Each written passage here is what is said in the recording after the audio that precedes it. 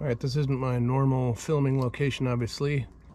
Started looking at some of the footage I had on my phone and other GoPro footage, and I realized I probably have enough for another episode, which has obviously been a while. There are some tasks I completed after filming, which are just going to be some still pictures. Tail surfaces are all completely covered. I do some covering in this episode. The wiring is 100% complete other than just the wingtip lights, because I have to do the wingtip still. I'm planning on getting right back into it as soon as I get home. I can now see the light at the end of the tunnel. I'm pretty stoked about that. Welcome to episode 41.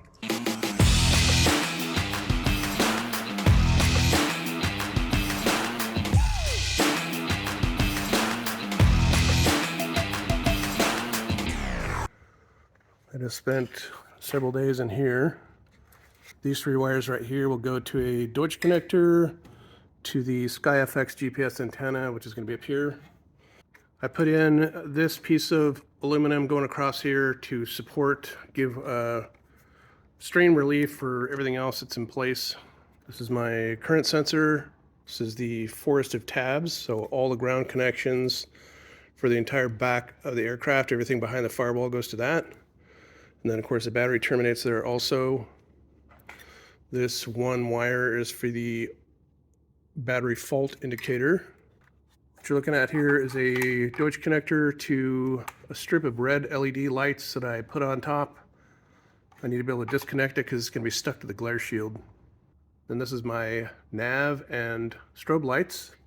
And this larger switch is a 3-position switch going to this wigwag module, which was created by Eric Page.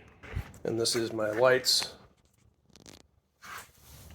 One and then the other.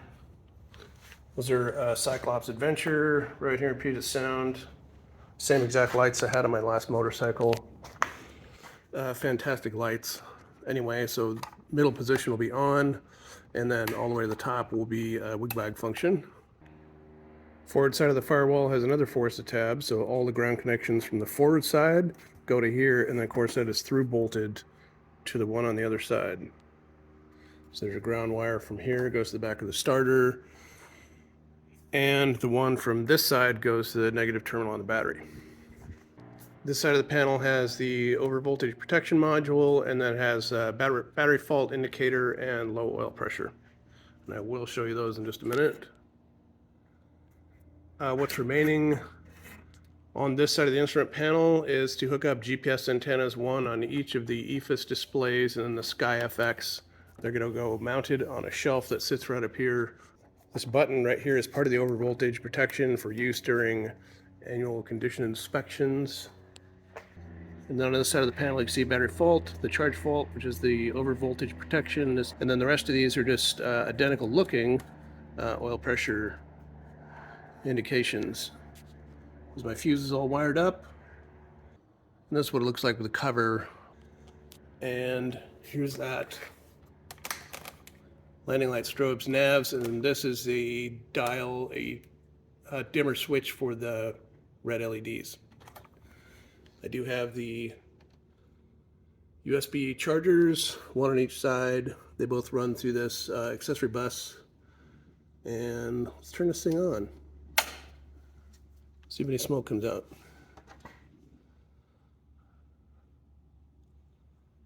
So this display over here is my primary display. They both do exactly the same thing. One of them just has to be declared the master, and the other one's up to 8 slave panels. If this one should decide to not cooperate with life anymore, this one will take over all of the duties. You can see right here, this was the original screen that was in this device, and this is the screens that I created myself. And blow my back out here, there are multiple pages, so I can get rid of some reflections here. Not very well. This is a moving map. It doesn't know where it's at because it doesn't have a GPS. This is the engine page. And then there is also one that has a moving map, but it still has the altitude and speed tape. So I need to go into this one and tell it, guess what, you're not the master. You need to take all your information from that one, or I can take this little SD card out, put it in here, I have a Ray Allen trim indicator, but the trim position sensor is in the back. It's wired, but it's not in place, so it's not going to talk to us right now. But anyway, I don't smell smoke. Calling this success.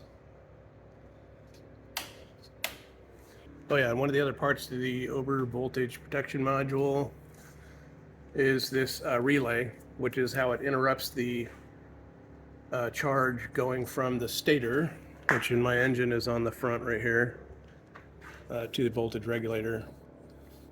And it does that, and it protects everything, and it reacts super fast. So again, cool device by Eric. Everything else is hooked up, everything else is bolted down. There are a couple things I'm going to change in the wiring harness, but it's going to be after the next engine run. Like this one right here didn't make me real happy. I'd like it if it followed the rest of the harness, and it doesn't. And a couple wires up here I will reroute, but not today. Oh, and then because I'm essentially done, I squirted the high temp silicone into the fire sleeve material in both locations, which of course means I've been getting this crap all over my hands all day until I finally wised up and just went and did something else, but it's starting to get hard. So that's it. It's the SkyFX connector and the connectors for the landing lights, and this thing's 100%. Oh damn it, I gotta do my wingtip lights. Anyway, getting super close to the end. Everything's hooked up. It is ready for another engine run. So this right here is the wires that are not going in my airplane. And by that I mean, because I had no skills whatsoever making wires, crimping connectors, certainly not soldering. When I started this job, I ordered wire harnesses from the manufacturer, from MGL, that made all this stuff. Well, there's a lot of wires you don't use. And rather than coil them up back here or cut them off and having it look all nasty, I decided to de-pin all those and redo all the connections, and that's the result. That's how much wire is not going in my plane. That's probably 2 pounds. Static line here, I need to route that and the green and blue one for pitot-static and AOA up to the back side of the instrument panel. I need to fold back the wings. I need to finalize the way these tabs are bent. This one is actually real close, probably good enough. The one on the other side, I didn't even start. Trim off the extra and attach them to the butt rib, which is actually still floating. I have not drilled those last holes. With those done, it is time for boot cowl, windshield, turtle deck. So what's going on the other side of the mountains is I have the horizontal stabilizer, the elevator, which is the newer Series 7 style, to replace this one off to my right, which is the Series 5. And I also have the rudder over there. I've learned a ton doing the Ortex on these parts right here, and I'm now able to apply that. Right, this is my elevator, the upgraded Series 7 elevator. If anybody has been watching any of my videos, I know that the very first thing I covered was the Series 5 elevator, which has 3 inches less cord. What you're looking at here is the bottom side, which I've already covered, started this morning, got that done, and then just started pulling this tape and realized I might be able to catch up some video here. As with anything with the Ortex process, once you do the first side, then you come back and you mask if you want it to look decent, and then put on a layer of adhesive where it's going to capture the overlap. So I already have the 2 coats. I have 2 pieces of fabric already prepared. This is my rudder, which I did in 1 piece of fabric, so it wraps all the way around the front, and then the overlap seams in the rear. I did the edge tape on here. This is the best piece I've done to date. These are the 2 pieces of fabric which I already have prepared to cover the top side of that elevator. Underneath here is the horizontal stabilizer, which I did a little over a week ago. So you can see right here, you're also looking at the adhesive line if you see anything. No wrinkles of any kind. I'm sure I'll come up with some before I'm done.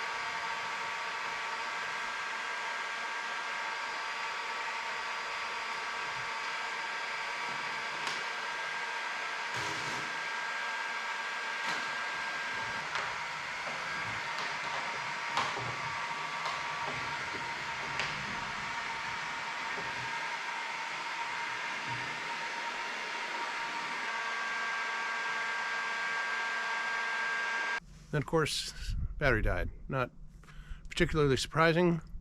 Anyway, some still photographs, proof that I got it done. It came out really nice. I still have to do the edge tapes. By the way, on that rudder, I ended up cutting my 50mm, pretty close to 2 inches, tape down to 1 3/8 inches, and it worked out really good. Anyway, thanks for watching.